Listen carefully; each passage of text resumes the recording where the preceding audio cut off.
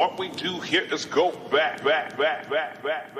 This is Eat and Drink, the mini episode, hosted by Ali Hassan and Marco Timpano. Some mature content and language may come up, so consider yourself warned. Now, get ready for Eat and Drink. This is a mini episode. And it's a dirty one, you know. We're going to talk about bathrooms. Oh, we're going to get a little bit. We're going to go into the filth, sure.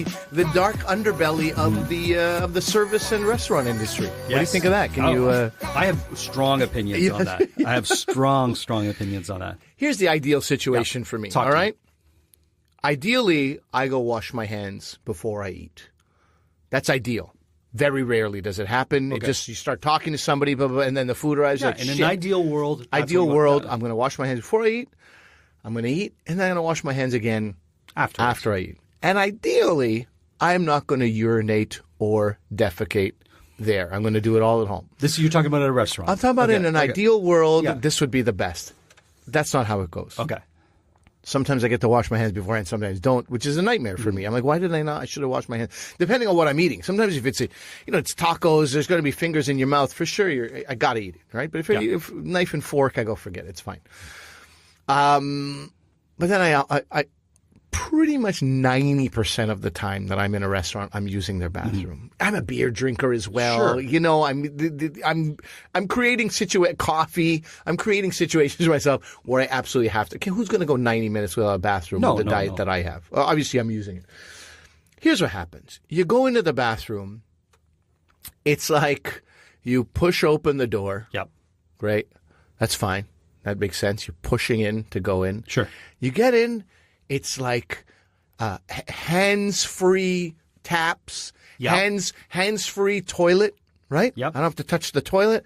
Hands-free tap, hand-free soap, hands-free hand dryer, and then I got to put my fucking hand on the door to get out of the bathroom. Yeah. Guys, think it through.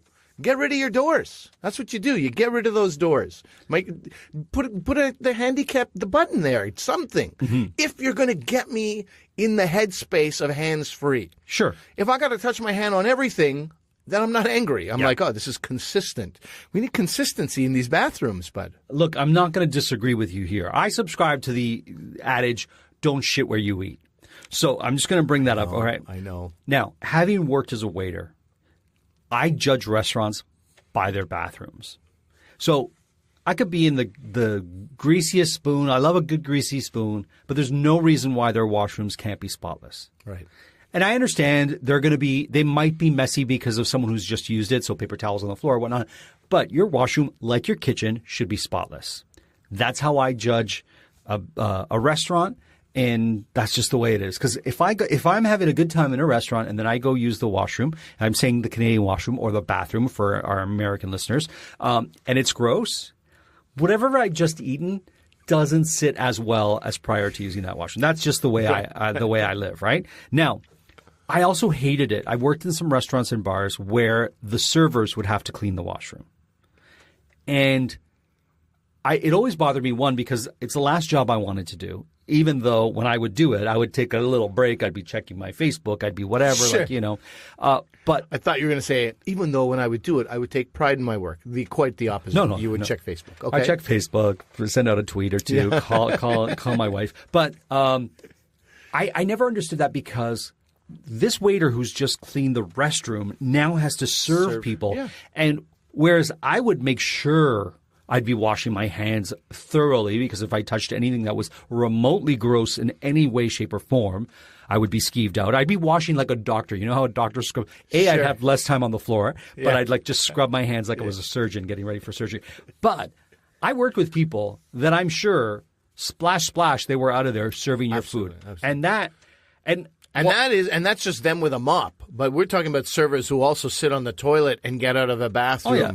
And head right back onto the floor. It's a nightmare to see that. It's the worst. We would have to clean the toilets. We'd have to do everything. Every hour, one of us would have to go, when I worked at this particular place, and clean the restrooms, right? And my thing was this is what the dishwasher should be doing it. Not because I'm trying to be like, oh, the dishwasher is a lowly person on the toilet. I completely understand. Normally, I would call you an elitist snob right now, but I completely understand what you're talking. You're in constant contact with other human beings, and you're serving them. And the dishwashers got their hands in water all day long, so you know they're going to be clean, right? It's not a status thing. I completely get it. Yeah, that's where I am too. I'll tell you about a place in Chicago. Okay.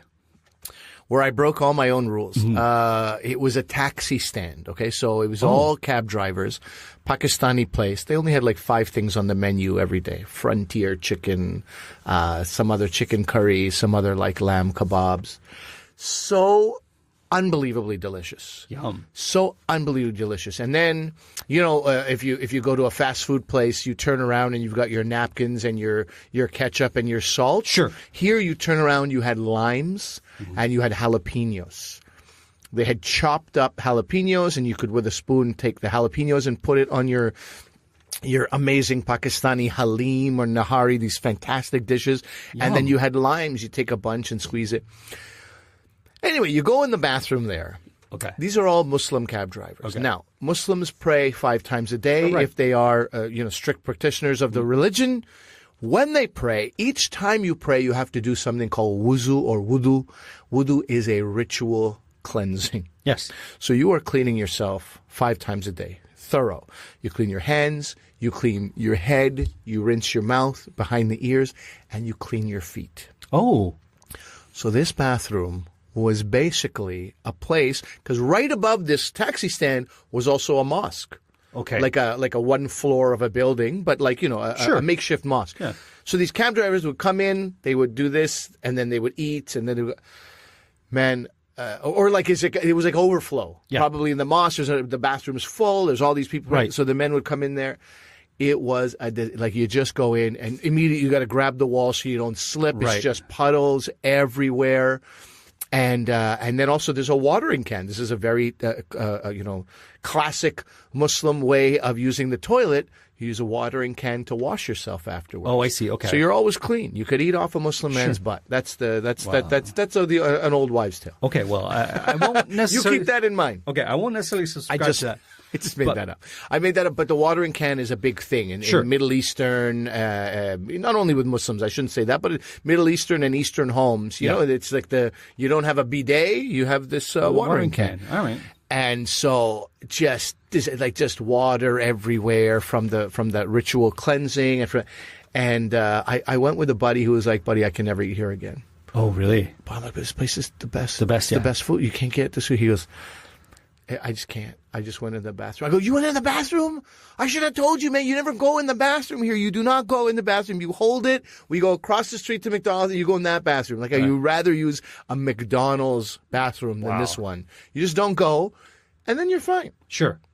So it was like the dark thing lurking in the background. And it wasn't dirty, but it was just a mess. Okay. It was just messy. It was a mess. Messy and what's wet. in this water? Right, What's in this water? What do I really know? Right? Mm-hmm.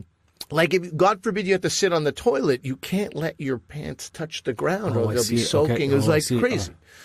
So, it's sometimes all that to say, sometimes the food is so good that I'm like, hey, disgusting bathroom, you do you, and I'm just going to be, I'm going to be here pretending you don't exist. Fair enough. And to be fair, I'm sure there's a lot of places like that.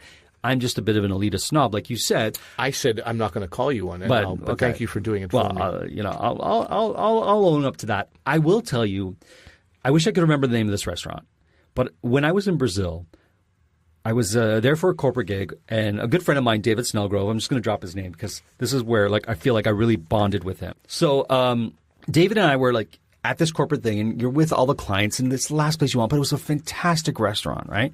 He goes to the restroom, comes back.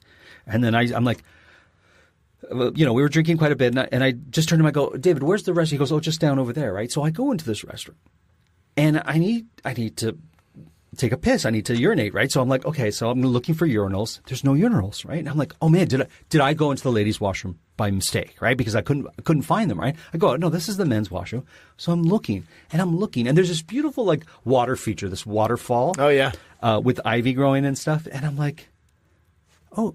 Am I supposed to piss on this wall? Am I supposed to piss on this wall in this bathroom in this beautiful restaurant but it looks like a water fountain. And I'm like, but no one else. And But I'm like, at the bottom, was there like a trough? Like it was. yeah, where there was like a very thin grate, right? Thin grate. So it could have been, fountains will have that thin grate because they recycle the water, right? And of course.